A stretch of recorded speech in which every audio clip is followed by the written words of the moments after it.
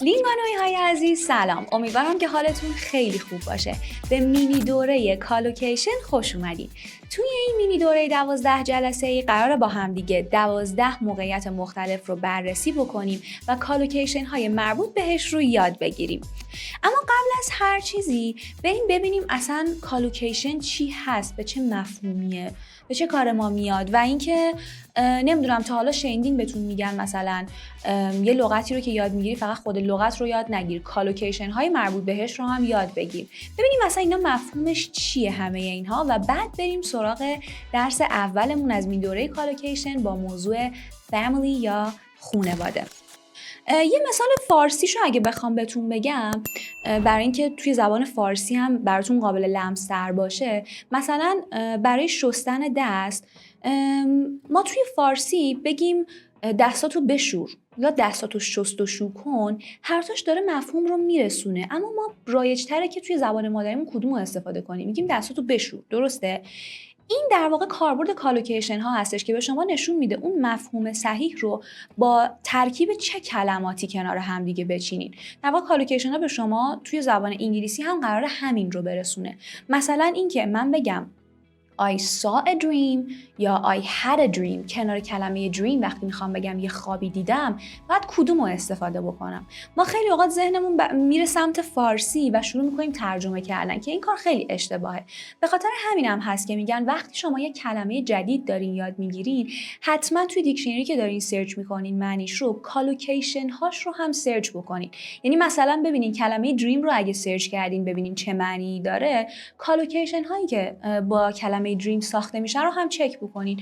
ببینین که مثلا اگه میخوام بگم من یه خوابی دیدم، با had باید بیاد، با see باید بیاد، که کالوکیشن هاش رو یاد بگیریم و بتونین مفهوم رو درست منتقل بکنین. توی مرحله بعدی هم که ما توی این روند آموزش هامون داریم این هستش که شما بعد از هر درسی که بهتون آموزش داده شد یه تمرین دارین برای اینکه مطمئن باشین اون درس رو حسابی یاد گرفتین و کلمات مربوط بهش رو خوب دریافت کردین و حالا به ذهنتون سپردینش. و توی جلسه بعدی که داشته باشین جواب اون تمرین هایی که توی جلسه قبل بوده هم براتون آورده میشه و بهتون توضیح داده میشه. اگر که آماده این بریم سراغ موضوع درس اولمون که family هستش. Okay, so let's begin our study of collocations by learning some common expressions about family. برای اینکه این کلمات و کالوکیشن هایی که میخوام بهتون آموزش بدم بهتر توی ذهنتون بمونه، ما تصمیم گرفتیم که بیایم شرایط رو براتون یه جوری مهیا کنیم تو ذهنتون که بتونین شرایط مختلف توی خانواده رو تصور بکنین و به تبع کالوکیشن های مربوط بهش رو هم یاد بگیرین. قبل هر چیزی بریم یه سری لغات مربوط به خانواده رو با هم بررسی کنیم که در واقع کالوکیشن های مربوط بهش رو میخوایم چک بکنیم. توی شرایطی که ما داریم در مورد خانواده خودمون، در واقع خانواده‌ای که محدود به پدر و مادر و فرزندای اون خانواده میشه که همه توی یه خونه دارن زندگی میکنن، در این حالت به این خانواده میگن nuclear family. nuclear family. پس your parents and siblings, I mean brothers and sisters, are your nuclear family. و در نقطه مقابل اون موقعی هستش که شما میخواین در مورد یه فضای بزرگتری صحبت بکنین از اعضای خانواده، یعنی مثلا فامیلاتون رو هم میخواین در نظر بگیرین. وقتی از اون فضای خانواده خارج میشین و در مورد فامیل صحبت میکنین که شامل حالا مثلا عمو و خاله و دایی و اینا هم میشه، به اون حالت میگن extended family. extended family. حالا دو تا عبارت دیگه هم هست که مربوط به اعضای خانواده و فامیلا و اینا هستش که اینا رو هم اگه یاد بگیرین خالی از لطف نیست، خیلی خوبه که بدونینشون. شنیدیم ما تو فارسی میگیم حالا فامیل دور، فامیل نزدیک، حالا فامیل درجه 1، حتی بعضی اوقات به فامیل نزدیک میگیم. اینا هم توی زبان انگلیسی در واقع وجود داره و ما استفاده میکنیم و در قالب کالوکیشن هستن که شما باید بدونینشون. فامیل نزدیک در واقع اقوام درجه 1 که همون شامل حالا خاله و عمه و دایی و عمو و اینا میشه، بهش میگن immediate family. immediate family. و در نقطه مقابل اون فامیلای دور هستن. چی شده؟ چی شده؟ چی شده؟ در واقع حالا فامیل دور، حالا اگه بخوایم بگیم چه کسی هستش، بهش به انگلیسی میگیم distant relative. Distant relative. A person who is related to you by a long series of connection can be called a distant relative. Okay? پس فامیل دور هم میشه distant relative. حالا بریم سراغ اون شرایطی که قراره تصورش بکنیم. اعضای خانواده ممکنه با همدیگه روابط خوبی داشته باشن، ممکنه روابطشون بد باشه. حالا مثلا اون پدر مادری که یا اون زن و شوهری که با همدیگه ازدواج کردن ممکنه روابط عاطفی خوبی داشته باشن، ممکنه هم خیلی بد باشه. میخوایم این شکلی دسته بندیشون کنیم و با هم دیگه یاد بگیریم. اگر روابطشون خوبه از چه واژگانی میتونیم استفاده کنیم، در واقع چه کالوکیشن هایی، و اگر روابطشون شاید خیلی خوب نیست و حتی به طلاق منجر میشه از چه کالوکیشن هایی میشه استفاده کرد. بیاین یه خانواده ای رو تصور بکنین که خیلی خانواده خوشبختی هن، همه اعضاش با هم دیگه خیلی خوبن، خوب رفتار میکنن. به این خانواده ها میگیم loving family یا a close-knit family. در واقع if you're lucky you have a loving family or close-knit family, these expressions refer to a family that has good relationships where everyone loves each other and helps each other. خب پس همونطور که توی توضیحش دیدین، همین حالتی که بهتون گفتم تصور بکنید، همه اعضای خانواده با همدیگه خیلی خوبن، همدیگه رو خیلی دوست دارن، به هم کمک میکنن. در این حالت به این اعضای خانواده که خیلی همه چی به نظر گل و بلبل و خوب میاد میگن loving family یا a close-knit family. بچه های این خانواده ممکنه چجوری باشن؟ خانواده هایی که loving family هن یا close-knit family هن. اگر که در واقع توی یه همچین خانواده های بزرگ بشن، raise بشن در واقع توی خانواده های loving family، اونا احتمال خیلی زیاد بچه های carefree هستن. carefree احتمالاً در واقع carefree childhood داشتن. carefree childhood به چه معناست؟ وقتی که میگیم carefree childhood یعنی یه کودکی بی‌دغدغه‌ای داشتن. چرا؟ به خاطر اینکه تمام اعضای خانواده و مخصوصاً اون پدر مادر با هم دیگه خیلی رابطه خوبی داشتن، یه خانواده خیلی خوب بودن یا به اصطلاح loving family بودن یا close knit family. به خاطر همینم اینا کودکی‌های بی‌دغدغه‌ای داشتن، پس میشن در واقع carefree childhood داشتن. حالا نقطه مقابل خانواده هایی که خیلی با هم روابط خوبی دارن یا همون گفتیم بهشون میگن a loving family یا close knit family، نقطه مقابل این خانواده هایی هستن که با هم ارتباط های قوی و خوبی ندارن، روابطشون ناسالمه، دائم با هم دیگه دعوا دارن یا حس خوبی بین هم دیگه وجود نداره توی اون اعضای خانواده. به این مدل خانواده ها میگن dysfunctional family. و خب بچه ها هم به طب توی این خانواده ها خیلی جون سالم ممکنه به در نبرن و حس و حال خوبی نداشته باشن. به خاطر همین هم احتمالاً کودکی های پر دردسری داشتن، troubled childhood داشتن. حالا این troubled childhood به چه چیزایی اشاره میکنه؟ در مورد چه شرایطی صحبت میکنه؟ توضیحش رو با هم بررسی بکنیم.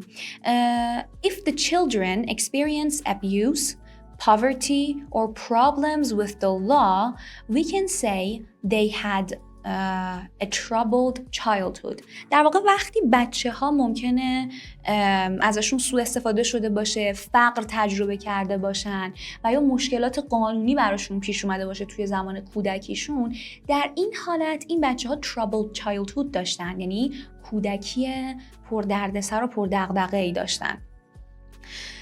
حالا اینجور خانواده ها ممکنه در نهایت اون زندگی مادر و پدره بخوان از همدیگه جدا بشن، در واقع اون ازدواجشون به طلاق ختم بشه. طلاق ها هم میتونن اسمهای مختلفی به تبع برای انتقال مفهومشون داشته باشن. مثلا یکیش a bitter divorce هستش. divorce خودش به معنی طلاق تک کلمش، اما توی قالب کالوکیشن وقتی میاریمش یکی از کالوکیشن هایی که میشه به کار برد a bitter divorce هستش که بیتر هم شما میتونین بگین، خیلی فرقی نمیکنه. در این حالت a separation in which there were bad or angry feelings، در واقع داره به یه همچین مدل جدایی اشاره میکنه. میگه که a bitter divorce چی هستش؟ در واقع طلاقی هستش که دائما اون زن و شوهر با همدیگه دعوا داشتن، حس بدی نسبت به هم داشتن، از همدیگه عصبانی بودن و در نهایت به طلاق ختم شده. به خاطر همینم به این مدل طلاق میگن a bitter divorce یا bitter divorce. یه حالت دیگه از طلاق هم هست که شاید اسمشو بشنوین، توی کتاب‌هایی که مربوطه به کالوکیشن هست خیلی به کار میره. a messy divorce. این messy divorce چی هستش؟ من اول اکسپلینیشن انگلیسیشو براتون میخونم، خیلی کلمات پرکاربردی داره، خوب بهش دقت بکنین. It's also possible to have a messy divorce with a prolonged legal battle involving lots of conflicts about the separation of the former couple's assets. خب مسی دیورس چیه؟ تحت لفظی اگه بخواین نگاه کنین، مسی میشه شلوغ پلوغ و یه جورایی درب و داغون و اینا. حالا ازدواجی که مسی دیورس بوده، در واقع طلاقی که مسی دیورسه شامل چی میشه؟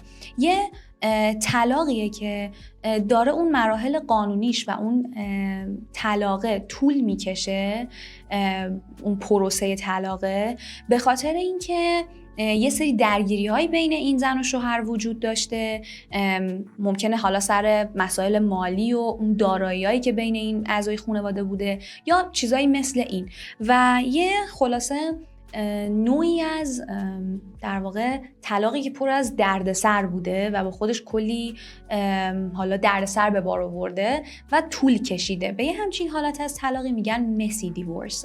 خب حالا توی این ازدواجایی که به طلاق قرار ختم بشه و در واقع مسی دیورس هستش، که گفتیم که یه شرایطی میشه که اون پروسه طلاق طولانی میشه که بخوان بحث کنن سر در واقع تفکیک دارایی و اینجور چیزا.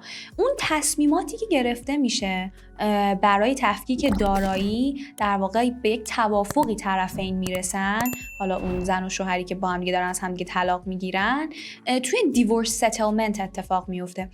جمله انگلیسیش رو با هم دیگه بخونیم. The decisions about the separation of assets are made in the divorce settlement. در واقع عبارت دیورس ستلمنت همونطور که بهتون گفتم اون توافقیه که طرفین برای تفکیک دارایی‌هاشون با همدیگه انجام میدن. حالا وقتی که این در واقع زوج از همدیگه جدا شدن، خب زندگیشون دیگه از هم پاشیده دیگه.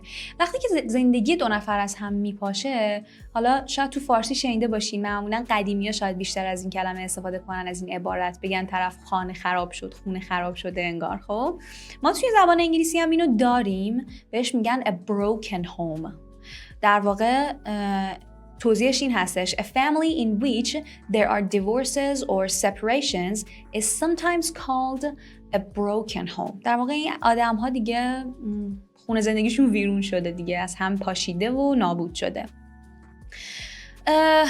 وقتی که پای بچه وسط باشه توی این در واقع جدایی، داستان در مورد حضانت بچه هم طرفین دارن. در واقع اون مادر و پدر برای حضانت بچه هم باید با همدیگه به توافقی برسن و صحبت بکنن. حضانت بچه میشه custody of، در واقع حضانت بچه ها custody of children. وقتی هستش که در واقع دارن میجنگن برای گرفتن حضانت، در واقع حالا اون مادر و پدر، و قراره که با همدیگه به یه توافقی سر این قضیه برسن. و این custody of children داره میگه که میتونه حالا به یک نفر داده بشه، یعنی به حالا یکی از والدین داده بشه که در واقع primary responsibility of caring for the kids داره، در واقع اولویت داره که بخواد از اون بچه ها نگهداری بکنه و مراقبشون باشه. و یه حالت دیگه هم هستش که به توافق میرسن این زوج که بیان چیکار بکنن، هر دو به طور همزمان حالا این حضانت بچه ها رو داشته باشن. در این حالت بهش میگیم joint custody که در واقع یه حضانت مشترک هستش که قاضی میتونه به طرفین بده برای بچه ها. یه مدل طلاق دیگه هم هستش که اصلا انقدر کشمکش نداره، انقدر دعوا نداره، طولانی هم نمیشه پروسه‌اش، یه طلاق توافقیه. شاید شما اسمش رو شنیده باشین. هر دو طرف راضی هستن که طلاق بگیرن از همدیگه و میتونه حالا توی یه شرایطی باشه که خیلی هم محترمانه حتی از همدیگه طلاق بگیرن و با همدیگه هیچ حالا در واقع دعوایی نداشته باشن. توی همچین حالتی به این مدل طلاق میگیم a mutual divorce یا a mutual separation. هر دوتاشو میتونین استفاده بکنید. یه شرایطی دیگه ای هم وجود داره که آخرین نکته‌ای هستش که میخوام توی این درس و این جلسه بهتون بگم. در مورد شرایطی هستش که ممکنه دو نفر با همدیگه ازدواج نکرده باشن، اما در واقع این خانومه باردار بشه و بخواد بچه بیاره. در این حالت وقتی که در واقع دو نفر به صورت رسمی ازدواج نکردن و بچه دار میشن، به اون مادره میگن a single mother. در واقع مادر مجرد هم معنی میشه تو فارسی، ولی خب حالا اصطلاح که نه، کالوکیشنش توی زبان انگلیسی a single mother هستش که خب توی همچین شرایطی ممکنه که اون single mother تصمیمای مختلفی بگیره. ممکنه که تصمیم بگیره give birth to a baby بکنه، یعنی در واقع اون بچه رو به دنیا بیاره. پس give birth کردن یعنی در واقع دنیا آوردن اون بچه‌ای که بار داره. ممکنه هم تصمیم بگیره که اون بچه رو بندازه. have an abortion. اینجا هم می‌بینید که کالوکیشنش با have اومده، کلمه abortion که یعنی سقط جنین انجام دادن. تصمیم دیگه ممکنه هر کدوم از اینا رو انجام بده و بعضی اوقات هم هست که تصمیم میگیرن بچه رو دنیا بیارن و بدنش به کسی که میتونه از اون بچه نگهداری بکنه و مراقبش باشه، که در این حالت میگیم که they prefer to give the baby up for adoption. یعنی در واقع گیو آپش کنن اون بچه رو، بدنش به یه نفر دیگه برای adoption، یعنی در واقع به سرپرستی گرفتن. خب این هم از کالوکیشن هایی که مربوط به فامیلی و شرایط مختلفش با هم دیگه بررسی کردیم و یاد گرفتیم. امیدوارم که براتون مفید بوده باشه و استفاده برده باشین.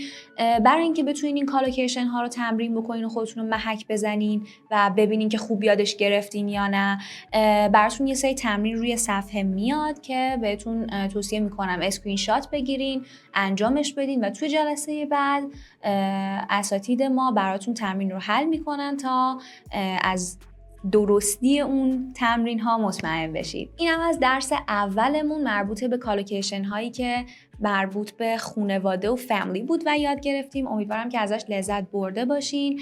اگر که دوستش داشتین یادتون نره که لایک بکنین و برای ما کامنت بذارین و سابسکرایب هم یادتون نره اگه هنوز توی چنل ما عضو نشدین.